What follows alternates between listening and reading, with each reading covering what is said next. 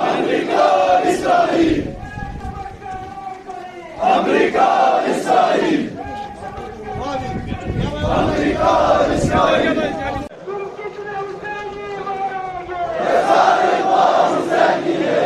तुम कितने हुसैनी मारोगे? ये सारे ख्वाब हुसैनी है। शहीद की जमात है, वो कौम की हयात है। वो कौम की हयात है। हम तुम्हारे साथ हैं। तुम कितने हुसैनी मारोगे? घर से हुसैनी मिलेंगे। तुम कितने हुसैनी मारोगे? घर से हुसैनी मिलेंगे। की जमात है, वो कौम की हयात है। रहबर तेरी मौत से इनकलाब आएगा। रहबर तेरी मौत से इनकलाब आएगा। शहीद तेरी शहादत से इनकलाब आएगा। शहीद तेरी शहादत से इनकलाब आएगा। जिंदाबाद जिंदाबाद, ईरान के मोमिनों हम तुम्हारे साथ हैं। ईरान के मोमिनों हम तुम्हारे साथ हैं। रहबर तेरी मौत से इनकलाब आएगा। तुम कितने हुसैनी मारोगे? सारे ख्वाब हुसैनी है। तुम कितने हुसैनी मारोगे? सारे ख्वाब हुसैनी है। नाज़रीन, रहबर मुअज़्ज़म सईद अली ख़amenei की शहादत के बाद दुनिया के कोने कोने में जो है इस वक्त एहतजाज देखने को मिल रहा है। नाज़रीन, इस वक्त की खास रिपोर्ट जो है ज़िले करगिल से हम आप तक पहुँचाने की भरपूर कोशिश कर रहे हैं। जिस तरह से आपको बता दूँ, आज नमाज जुमा के बाद अंजुमन जमीयतुल उलमा इस्ना अशरा करगिल के बैनर तले यहाँ पे एक बहुत बड़ा एहतजाज देखने को मिल रहा है, जिसमें हज़ारों की तादाद में लोग शिरकत कर रहे हैं। और साथ ही साथ जो है अमेरिका के खिलाफ जो है अमेरिका मुर्दाबाद और इसराइल मुर्दाबाद के नारे जो है वो यहाँ पे देखने को मिल रहा है। अंजुमन जमीयतुल उलमा इस्ना अशरा करगिल के बैनर तले यहाँ पे ये प्रोटेस्ट जो है एहतजाज जो है देखने को मिल रहा है। बराबर जानने के लिए इस वक्त हमारे साथ अंजुमन जमीयतुल उलमा इस्ना अशरा के प्रेसिडेंट शेख नजरुल मेहदी हमारे साथ जुड़ेंगे। हम इनसे भी जानने की कोशिश करेंगे।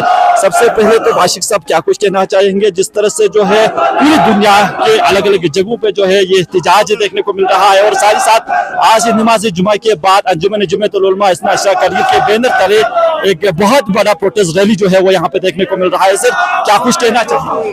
जी, बिस्मिल्लाहिर्रहमानिर्रहीम। देखिए, आज जो दुनिया में अमेरिका और इसराइल ने जो हालत बना रखा है, हर जगह अपनी गुंडागर्दी और अपनी जो है बालादस्ती की रखने की कोशिश की जा रही है, और ये किसी को बर्दाश्त नहीं होता। ये सिर्फ बेगैरत और बेदीन लोगों को ही बर्दाश्त होगा, लेकिन जिसमें गैरत हो, जिसमें दियानत हो, वो कभी इस चीज़ को बर्दाश्त नहीं करेगा। और हम हमेशा हक़ के साथ हमेशा खड़े हैं, और जहाँ भी हक़ की आवाज़ है हम हक़ के साथ खड़े हैं। और इंशाअल्लाह आज ईरान में जो बमबारी हो रही है स्कूलों पर, हॉस्पिटलों पर और आवाम में, सिविलियन जगहों में, इसके हम कंडेम करते हैं। इसराइल जो है अंदाजुन फायरिंग करते हैं कि इसका कोई हिसाब किताब नहीं है। जहाँ भी उनको लगे वहाँ पर वो फायरिंग कर देते हैं। ख़ासकर स्कूलों पे हमला करना, बच्चों को कत्ल करना, ये कहाँ का जो है इंसानियत है। तो आज बैनुल अक़वाम जो है मर चुके हैं, अक़वाम मुत्तहिदा मर चुके हैं कि कहीं पर भी हक़ की आवाज़ को दबाया जा रहा है। लिहाजा हम एहतजाज करके कहना चाहते हैं कि हमेशा हक़ के साथ दें, और मज़लूमीन जहान के साथ हम खड़े हैं, और ज़ालिमीन के ख़िलाफ़ हम खड़े हैं। हमारी एहतजाज जारी व सारी रहेगी जब तक इंसाफ वालों को, मज़लूमीन को इंसाफ, मुस्तज़अफ़ीन को इंसाफ न मिले। इंशाअल्लाह लद्दाख के अंदर रिलीजन्स के साथ साथ जो है यहाँ पे भारतीय जनता पार्टी के मेंबर्सों में भी, वर्कर्स में भी काफ़ी नाराज़गी जो है देखने को मिल रहा है। आपने भी पहले देखा होगा कि कुछ दिन पहले जो है भारतीय जनता पार्टी के कुछ वर्कर्स ने भी इस हालात को देखते हुए यार इस्तीफा दिया है। इसको लेकर क्या?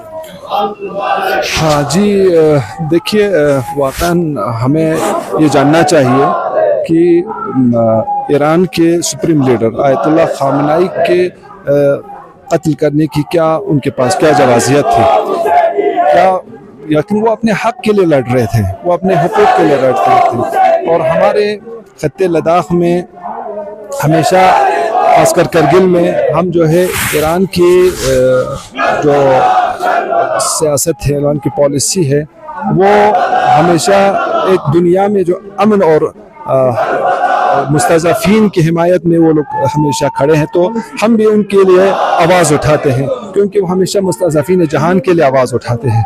तो हमारा भी ये कहना है कि जहाँ भी मुस्तज़अफ़ीन हो उनकी हिमायत में आवाज़ उठाते रहें, चाहे हमें कुछ भी करना पड़े, एहतजाज किस शक्ल में हो, चाहे डिज़ाइन देना पड़े या चाहे हमको प्रोटेस्ट करना पड़े, चाहे हमको कोई और कुछ या हड़ताल कर। 3 दिन हमने यहाँ पर मुसलसल हड़ताल किए, 3 दिन हमने फातिहा ख़्वानी की, आज हमने एहतजाज किया। और जो भी ज़रिया है, तरीक़ा है एहतजाज करने का, वो करना चाहिए, चाहे गवर्नमेंट हो, चाहे आवाम हो, चाहे सिविलियन हो, कोई भी हो। एहतजाज करने का हर एक का अपना अपना एक तरीक़ा होता है, वो अपनाना चाहिए और हक़ के साथ हमेशा, मज़लूम के साथ हमेशा रहना चाहिए। और हमारे इंडिया गवर्नमेंट को भी मज़लूमीन के साथ रहना चाहिए, ज़ालिमीन को कंडेम करना चाहिए। जो दुनिया में जुल्म और बर्बरियत फैला रहा है, उनके खिलाफ जो है हमेशा मज़लूम को साथ देना चाहिए और ज़ालिमों को कंडेम करना चाहिए, ताकि इससे हमारे मुल्क की इज्जत बढ़ेगी।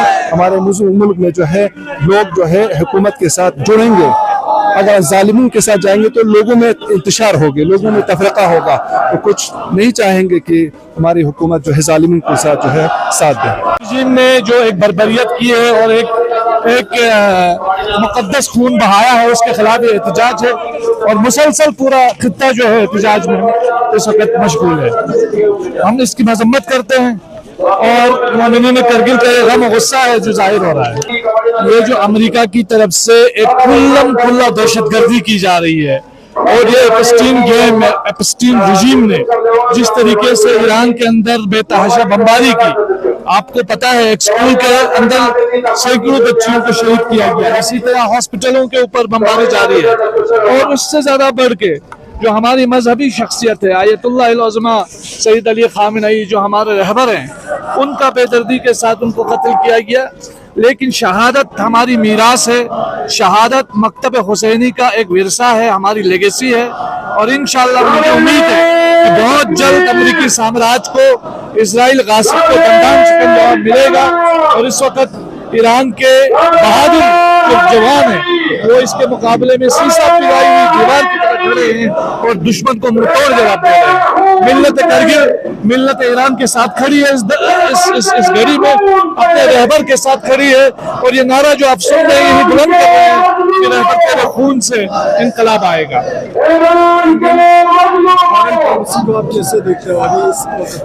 बहुत फॉरेन पॉलिसी है, इसमें कोई दम नहीं है, लेकिन मुझे खुशी इस बात की है कि हिंदुस्तान के अवाम और हिंदुस्तान के बहुत सारे लोग जो आज़ाद फिक्र लोग हैं, उन्होंने इस मौके पर अमेरिकी साम्राज्य के खिलाफ, इजरायली जारियत के खिलाफ अपनी आवाज़ उठाई।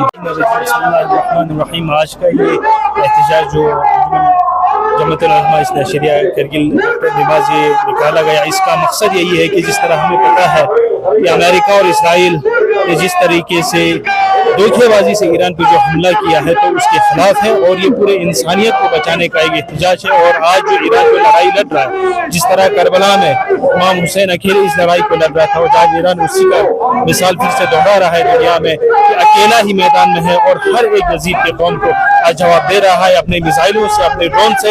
और हमें ये उम्मीद है कि आने वाले दिनों में जिस तरीके से हर इलाके में एहतजाज हो रहा है ईरान के हक में और अमेरिका के खिलाफ जो एहतजाजी हो रही है, इससे ज्यादा होगी और अमेरिका और इसराइल को अपने घुटने देखने होंगे।